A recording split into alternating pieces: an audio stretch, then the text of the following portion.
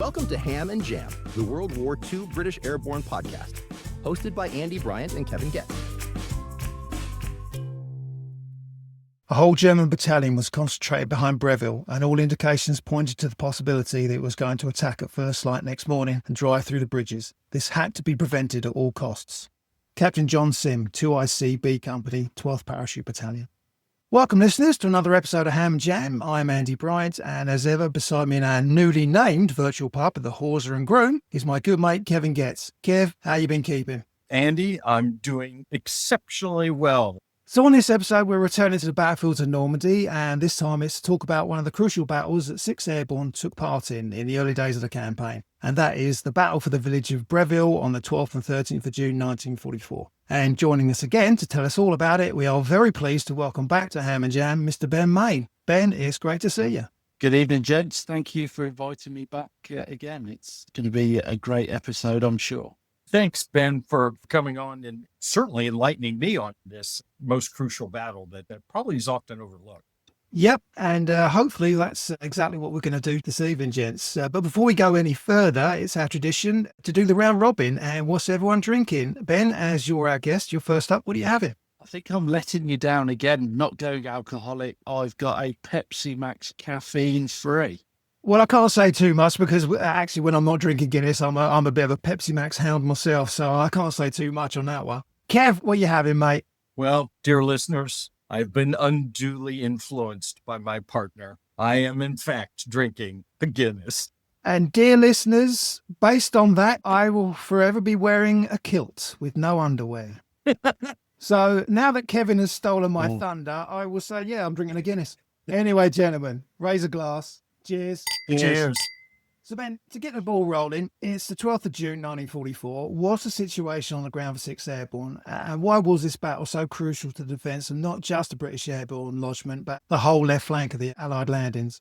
Yeah, to appreciate what is happening out on that left flank to the east, it isn't just a story about the British 6th Airborne Division, especially when you start to look at the date around the 12th of June. The best way to kind of describe it, and then if we can narrow it in towards the area of Breville, the Breville Ridge line as such runs a good 15-20 kilometres in that north to south direction. The most northern part, Selenals, is protected by the 4th and 4th Special Service Brigades as you head from Selenals all the way up to the village of Amfreville. As we all know, you then have the village of Breville that sits in between the British line that Gale refers to as that thorn in the side that needs to be consolidated that we're going to discuss later. Once you then go beyond Breville, as you start to go up to the highest point of the Breville Ridge, 60 metres above sea level at the Bois-de-Mont Bungalow, Chateau St. Com, you then start to come into elements of the 6th Airborne Division, notably the 9th Parachute Battalion, commanded by Lieutenant Colonel Otway, is in the area of the Bois-de-Mont Bungalow, the sunken lane, and sitting just to what is the southwest side of the Chateau St. Com. But mixed in amongst the men of the 9th Battalion, you then have the 5th Black Watch, so we're now looking at units from the 51st Highland Division. You have the Middlesex machine gunners in amongst them as well in support, and then as you go further south along the ridge line towards the Lemonnier Crossroad, you're going into the 1st Canadian Parachute Battalion area as well. And then the perimeter that carries on round towards Battle of Normandy, the ring contour as such, is protected by the rest of the 6th Airborne Division battalions in different locations. I always refer to it as that salient that sticks out to the east of the River Orne-Carn Canal. Sometimes with guests refer to Pegasus and Horse of Bridge as kind of, if you look at the First World War perspective of Ypres, you could say it's kind of like a Menin Gate position where the salient pushes out beyond there, and that's a comparison that I've used in the past. But that left flank is consolidated, held by those particular units. and they need to protect it at all costs. The big threat still, the 21st Panzer Division, the 12th SS Panzer Division, elements of the 1st SS Panzer Division, all around that area that could break out and push towards the bridges, then try to roll up from Sword Beach westwards. So that's kind of the disposition of the British up on the Breville Ridge area. The Germans in the area, you do have your lesser divisions, if you want to say that, sticking out to the eastern side. There's coastal defensive units, batteries that are still in position. The Merville gun battery is still occupied, but anybody who kind of rears their head towards the Allies out in those positions will quickly be greeted by the naval firepower. And I guess it's also a very important point to mention as well that the naval aspect wasn't just there to deliver the men onto the beaches on D-Day and head home. They are there into December 44, shadowing along that coastline that can support the actions. Operation Paddle, prime example, when the commandos, when the Airborne and 51st Line Division start pushing towards the Seine as well. So the Navy have a role as well as Air Force to support the ground forces. One big problem on the Breville Ridge, because the village of Breville was still in German hands, it meant that there was a road that comes straight down off that ridge line onto the area of drop zone, landing zone N. And at night, because it wasn't protected in that area, that means German patrols can come down, they can flank to the north, to the south. They infiltrate into the rear of the positions, whether it was the commandos, whether it's 6th Airborne positions. So you're constantly having to be on guard, not just deploying, for example, 3 companies looking out to the east where you would think the Germans would come from. You're effectively having to deploy 2 companies looking forward, 1 to the rear as protection, and hold a 4th one in reserve. And no doubt it would come into action because of the intensity of the battles over the coming days as well that lead up to the 12th. Before we really do this deep dive, for those listeners, including myself, who haven't had the opportunity to be over there, what are we looking at terrain-wise? How big is Breville from a town, village size-wise? What are these guys going to be facing when it comes to what they're going to have to fight through? So all along the bridge line, dotted along are these small villages, what I would consider traditional English villages, very small, numbering upwards of 20 to 30 dwellings, houses. The civilians that are there, the population-wise, numbering no more than 100, 200 maximum for some of these larger villages. And obviously the civilians are still there in some capacity as well, whilst this is all taking place. And those villages either now occupied by the British and Breville still occupied by the Germans, which is, I would say, one of the smaller ones, numbering probably back then around 50 houses.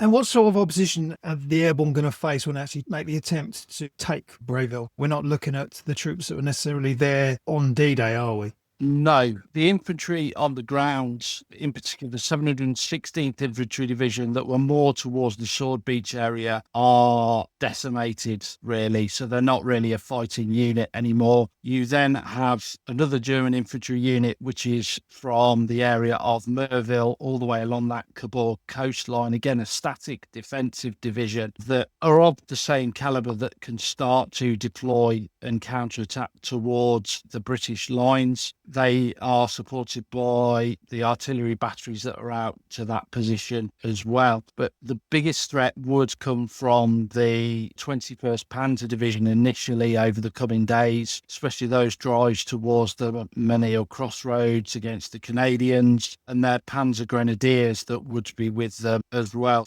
I'd say from the British perspective as well, you have to factor in that some of these units, especially the British 6th Airborne Division, some of these men, this was their first outing in combat, where from the German perspective, whether it was infantry or armour, there's a good chance they'll have had exposure out on the Eastern Front, so they will have had some sort of combat experience. Doesn't mean that they will immediately have the upper hand, because the British are well trained and some of the officers, especially senior NCOs within the 6th Airborne, have also seen action themselves before potentially volunteering into the parachute regiment and so on. I think the key thing is the commandos that are there, especially the 1st Special Search Brigade, Lord Lovett, his men, lots of those men are very battle-hardened. We're talking Victoria Cross recipients, many military crosses, military medals through actions going back from 1942, the Dieppe raid, so on. So just because you hadn't seen action didn't mean you were on the back foot immediately. You had very harsh lessons to learn quickly to get up to speed, but we were in a good position, supported by well-trained and tested men amongst the 6th Airborne Division as well. Wendy Gale makes his decision, and he's decided we're going to kick the Germans out of Breville. But he also knows that his 3rd Brigade is exhausted. What's been happening to them to where he has to make this decision? They cannot partake in this because they are exhausted. So from the 6th of June, once they are on the ground in Normandy, the battalions are short of men through misdrops. It takes several days for men to potentially link back up with their respective battalion, so the numbers are short but will increase. When you start to factor in men that have then been killed or wounded as well, the numbers are quite daunting if you were to look at what the manpower was on the ground, and the 9th Battalion is the prime example. That attack on the Merville Battery that should have been upwards of 600, going in with around 160 men, having 80 left by the end of the day up at Chateau Amfreville. It's not until the coming days that replacements start to come in. You have seaborne landings of reserves for battalions coming ashore, and the numbers can start to inflate. So you can at least try and secure these defensive positions along the Breville Ridge line. Try not to enter into too many engagements, so you're still going to have to go out on fighting patrols, probe where the Germans are, and reconnaissance. But you probably want to stabilise the line from your senior officer's perspective to allow that replenishment to come in to bolster your numbers before you get onto the front foot. When you look at the war diaries, once again, between the commandos, the 6th Airborne, day in, day out, those men are subjected to artillery fire, mortar fire, constantly taking casualties as well. So those numbers, although you're increasing them with reserves, reinforcements that are coming in, you're then also starting to lose men as well. What was it like for the men there, especially the officers, under so much intense pressure, knowing that they're not fully strength? The story of Otway at one point thinking, because it got that intense, that possibly the best option for the 9th Battalion was to surrender to the Germans and just give up. And for someone of Otway's calibre, that must have been very, very serious for him to have contemplated and thought that. That was at the Chateau d'Amfreville, wasn't it? He thought about throwing in the towel. But as Kev mentions, Gale's made his decision. He's had enough of this thorn on his side at Breville. What's the plan of attack, and what units are going to be involved in the assault? So early on in the morning of the 12th of June, he's kind of already decided that this will be the penultimate day for the Germans in Breville. This can't go on, and it needs to stop because of the problems it is causing the men of the 6th Airborne, the commandos. So first of all, in the morning, the intention isn't to drive the Germans out of the village because, as we'll get to, the attack doesn't go in till night. But what plays into the hands for Gale is that all the way throughout the day, up until probably around 7:30 in the evening from quite early on in the morning of the 12th, the Germans are probing and pushing through the Chateau St. Com area up towards the Bois de Mont bungalow. So they're constantly engaging with the 9th Battalion, the 5th Black Watch,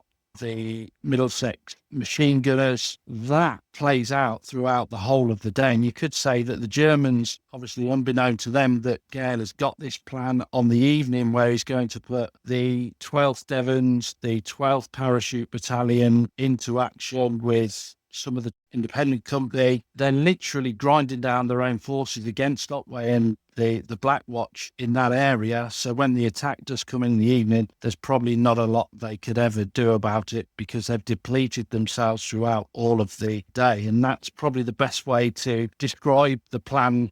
Gale's got 4 field regiments and 1 medium regiment of artillery. How important is that artillery going to play in his plan for this assault?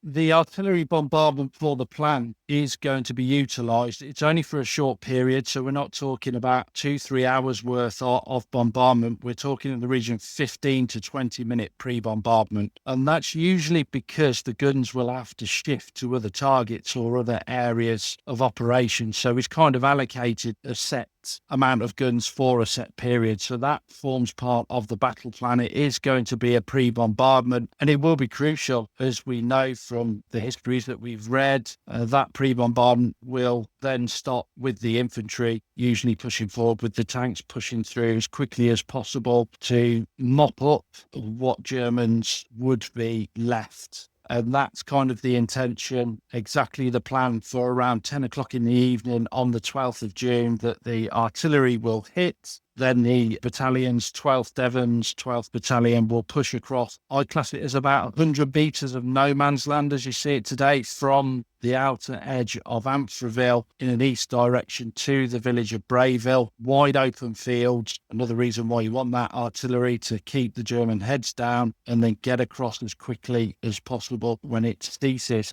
Now, the other thing as well about Normandy that time of year is, although it is technically going in at night, 10 o'clock in the evening, it's not actually pitch black, is it? It's kind of a twilighty. It's not actually really dark until 11 o'clock-ish. Yeah, it's a very good point. So the attack won't go in under the cover of darkness. They're still going to be in full visibility. It's going to be quite bright still, depending on how the weather is at that time of year. Yeah, you're right, Andy, that you could get good visibility daylight till just after 10 o'clock, 10:30. And yeah, that element of surprise with a night attack isn't really a factor with this. So what have they got in support armour-wise? So they have a squadron of the 13th, 18th Hussars that are using Sherman tanks. You're not going to get the full squadron going in. Just a full squadron, you're looking at up to 20 tanks. I think it's one troop that goes in down the road that is still there today, along the road from Amfreville to Breville, and then to the north of Breville, another troop flanks in from the northern side. So you're looking for that first part of the ground assault. Around 8 Sherman tanks, 2 troops that will support the pushing towards the village in a west and north approach. Gale's leadership is always fascinating to me. And from your perspective, how is the working relationship he has with his brigade and battalion commanders? Because he's asking them to do a lot here. Yeah, I think the brigade commanders also realised that they can't sustain this for weeks on end, that something had to happen and it had to come to a conclusion. Hence Gale's reference to that thorn in the side. Enough was enough with the German patrols probing into the rear lines of the battalions, the losses, casualties, day in, day out, the mortar fire that was coming down onto their lines. Breville needed to be taken. And when you start to look, Brigadier Hill, I'm sure, was more than happy that it was coming to a conclusion. Yeah, his battalions had taken quite a beating, and he no doubt realised as well that it needed to be done. As for the men on the front line, I'm not sure their mindset and what they were thinking, that once Breville had been taken, whether they thought they were going to be just taken from the line. We know the reality is very, very different, that they're there through the whole of the Normandy campaign, and there's no respite for them whatsoever, even after Breville has been taken as such, because they're going to be there all the way through to the end of August. 10 to 10 on the 12th. The 12th Battalion are moving up to their start lines to the east of Amfreville. You've got this preliminary bombardment that goes in the 51st Highland Division artillery. It's not going to go to plan, is it, with this artillery bombardment? In fact, it's going to be quite tragic, isn't it? Yeah, so the forming up point really for the jump off was the big square, or the big oval lawn in front of or all around the church in the middle of Amfreville. If anyone looks from Google satellites, or whether you've been there, you'll see the church that's in the middle of the village with a big green around it. And the men are formed up, ready to go. One of my good friends, Paul Errington, was very good friends with Bill Ness, who was from the 12th Devons, that would take part in the attack. And he said that the men were just sitting around all outside the church. Some were inside the church, just waiting for those orders to go. And the pre-bombardment starts. And unfortunately, the artillery rounds begin to fall short. And they are landing all in amongst the men on the village green, all around the church. And then the creeping barrage continues on in the right direction towards the village of Breville. But the damage is done because it causes many casualties for both the 12th battalions. The two leading officers, senior commanders, are killed in that barrage. So straight away, you're losing your lead officers, the morale of the men. The other officers are probably thinking, are we still going ahead with this? Is it still going to happen with what's just happened? The order will be fulfilled and they will go in to make that attack onto the village of Breville. But as you said, Andy, it gets off to a bad start indeed. This leads perfectly into my question. So clearly it's devastating. Johnson's killed. Is there a seamless transition within that leadership? How much of an impact does that have on the 12th Parachute Battalion? And as well as the air landing, because Kindersley is wounded as well as Lovett. Yeah, as it's gone through the area of the Commando Farms, it's called, through that corner of Amfreville towards Breville. It's not just hit those directly taking part in the attack, it's taken out those that are also observing from those positions. For the 12th battalions, the next in command has to step forward and fulfill. They haven't got much time to really deliberate about it because the attack is effectively underway with the pre-bombardment, and they need to get moving across those fields with the armoured support and heading towards the village itself.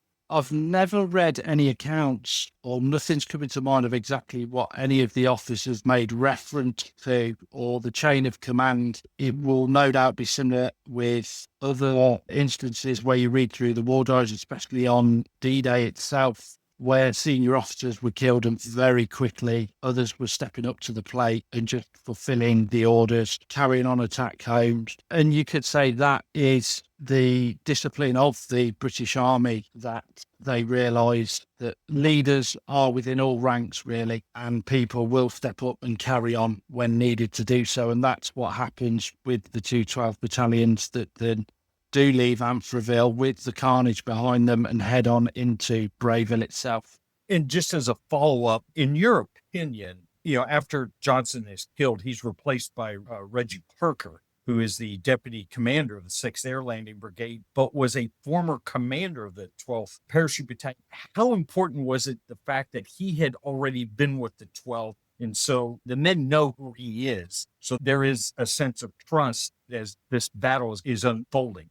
Yeah, I think you've kind of alluded to it straight away, that they know who this senior officer was. There's no questions about, it's not someone new that's just going to blindly walk us into a hail of German fire. That trust was there. And when he steps up, no doubt straight away, the officers that would have known him, the men who had served under him, if they even knew that others had been killed, senior officers had been killed, they would have just carried on. If you knew he was there, I'm sure they would have been more than happy that they'd got a replacement that they had knew and been with them in the past. So obviously they haven't got off to a terrific start with these short rounds, and they've already taken casualties before they even crossed the start line. I mean, they weren't a full battalion to begin with, a few hundred guys. So how is it actually proceeding once they do cross the start line and actually start making their way into Breville? How does it actually unfold? The best way to probably describe it is a pincer movement, really. So you've got that push in from the western side in an east direction into one side of the village, and then flanking from the northwest corner into the village. So it's kind of a pincer movement that will meet towards the area of the village church where the mayor office is. The crossroads is a main feature within the village of Breville as well, and that's where the most populated area is. When they start to probe and push into the village itself, the German resistance isn't anywhere near probably what was going to be expected, and that is testament to throughout all morning, all afternoon, they've been fighting up at the Chateau St. Combe, so depleted really of forces, not full strength units, battalion, companies that are there, and the men do push in towards the area of the church, which had also been hit during the pre-bombardment and pretty much blown to bits. The Germans storing ammunition in there, so if anybody ever visits the churchyard itself, you'll find the brand new church as such, but you'll be stood in the cemetery with the remains of the old church that had been hit directly during that evening battle on the 12th of June. So they've got a foothold now in the village, but the problems with the artillery haven't finished, have they? and they're just about to get hit again by more artillery fire from the 51st Division.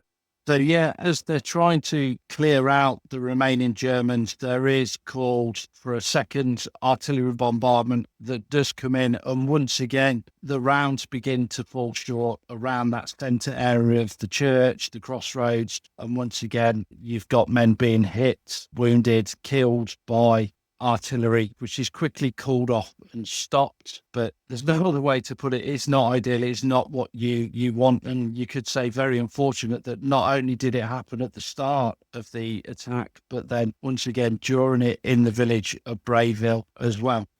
And when you actually go to the church at Breville, you'll find the grave of Captain Hugh Ward, who was the foo, as we say, from 53rd Air Landing Light Regiment, who was tragically killed in that bombardment, wasn't he? Yeah, he's buried in the village, that he was the foo, as you said, and there's 2 burials within the church at Breville. One of them was linked directly to that bombardment onto the village during the last part of the battle as it approaches around midnight into the 13th of June. With regards to the casualties, I mean, this is going to be very devastating for these units. We have 9 officers, 153 men of the 12th Parachute Battalion and the 12th Devons are killed outright. These are not light casualties by any stretch for units that probably really couldn't afford to suffer greatly as they did. Yeah, I definitely agree with that point that they couldn't afford to lose these casualties. And that was just because of the lack of numbers that they had to start with anyway. That Gain had been holding back the 12th Battalion, the 12th Devons as kind of the reserve. And he thought as part of the Battle of Breville that he had no other choice but to put those 2 reserve battalions into action to get rid of this thorn in the side. And by the end of the night, 13th of June, when you look and take stock of the cost of the battle, yeah, it was a very, very costly battle indeed for the men of the 12th battalions. And it's going to take significant amount of time to bring in reinforcements, reserves for those numbers. And that adds to the bigger picture of all the other battalions that have taken losses from the 6th up to the 12th as well. The 6th Airborne was depleted. It was short of numbers. And you could say after nearly a week of battle is exhausted already with a long way still to go. As you mentioned reinforcements there, Ben, I mean, they're kind of relieved or reinforced by the 22nd Independent Parachute Company, which are the Pathfinders, aren't they? Who then actually holds Breville once the 12th and the Devons are actually pulled out. So once the village of Breville was consolidated, the thorn was removed, taking into consideration the losses for the 12th Devons, the 12th Battalion. Obviously, they can't sustain and hold that village, and the 1st Royal Ulster Rifles come in to hold the village of Breville on their right flank. Up at the Bois-de-Mont bungalow at the Chateau St. Con, you then have the 2nd Oxon Bucks. So the 6th Air Landing Brigade is still kind of together in that area, but the 12th Devons have suffered badly. So it's going to take some time before they actually go back in once they've refitted and got reserves brought forward. You've studied the battle. What would have happened had the Breville Ridge not been captured?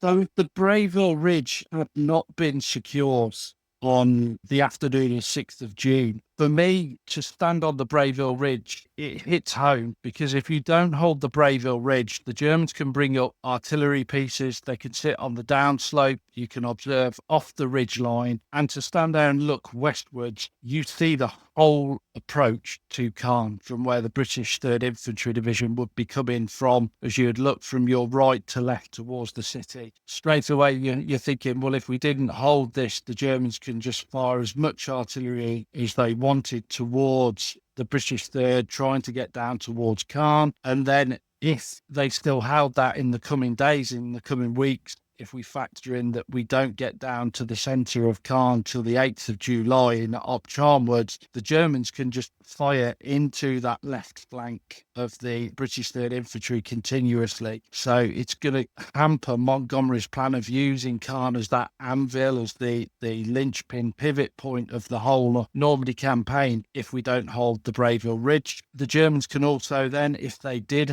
still hold Pegasus Horsa Bridge, they've got that quick access across to start putting any armour across there as well, rather than going the long way round to the south of Caen to then advance a frontal assault towards the beaches. Their quick access point was over those bridges at Benneville. And once again, if you start bringing the 21st Panzer over within those first few hours with the limited amount of armour that would have been on the beach, firstly the 13th, 18th Hussars, Staffordshire Yeomanry, and then eventually the East Riding, we're only probably talking 150 tanks, really, Sherman tanks, that would have been operational. 21st Panzer could have quickly got stuck into them with the 12th SS coming in the next day. As you say, Kevin, it's one of those what ifs, but it just hits home that these are realities of what could have happened if the 6th Airborne Division, the 1st Special Service Brigade on the 6th of June had not secured the Breville Ridge. Yet it didn't go fully to plan because we didn't take Breville, but eventually it does, and that front line is cemented.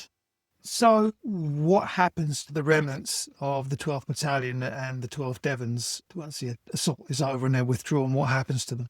So they're going to be taken out to refit and slowly just then get their numbers back in before they're going to be deployed back into the line. The long-term objective was that it wouldn't start till the second week in August, but Operation Paddle is when you're starting to then see not just the 12th battalions, but also the other 6th Airborne Division battalions starting to move forwards in that advance towards the Seine. So just because the Germans have been consolidated and they don't really try to make any attacks across what was then the flooded field areas out towards Coburg, you do have actions on the 18th of July from that 6th Airborne perimeter for Operation Goodwood that I say, once again, don't go to plan. The 3rd British Infantry Division trying to push out towards Troarn, for example. It's not successful, so that defensive line is going to fall back to the original positions. They're just holding that line, still under fire, under artillery mortar. They're still going to have to go out on active patrols, but it's not until Operation Panel when they start to then get forwards and push the Germans back from the area, and their numbers have increased with replacements that have come in at that point. Just one more question. Why, in your opinion, is this story not as widely known? It's just as crucial, I think, to the success of the landings, just as much as the assault on Horsa and Pegasus bridges and the assault on Merivale Battery. Why is it not mentioned in that same sentence? When you look at the overview historians, they tend to focus on the battle for Caen. They focus on the battles to the western side, Operation Epsom, Marlette, then Operation Charnwood. They're not really touching on the battle of the Breville Ridge, including the battles of Breville Village itself. And then later the battle goes on. I think it's completely overshadowed by the Falaise Pocket, that once again the overview historians have focused on all of the Western Allies down in the Falaise area, Canadians, Americans, British, Polish, the French, all there. And people sometimes don't realise, well, that's happening down there. Up until the second week in August, the British on that Breville Ridge line had not effectively moved an inch since D-Day. And I think the Battle of Falaise completely overshadows this crucial left flank, that if that left flank was to fall, the implications were potentially catastrophic, especially for the British and Canadians at Sword Juno area. I wish more historians would take the time to look at the Battle of Breville, put it into more context. And I possibly said this last time, someone needs to do a book on Operation Paddle and cover all of the actions. It's something that is needed to open it up to more people to understand.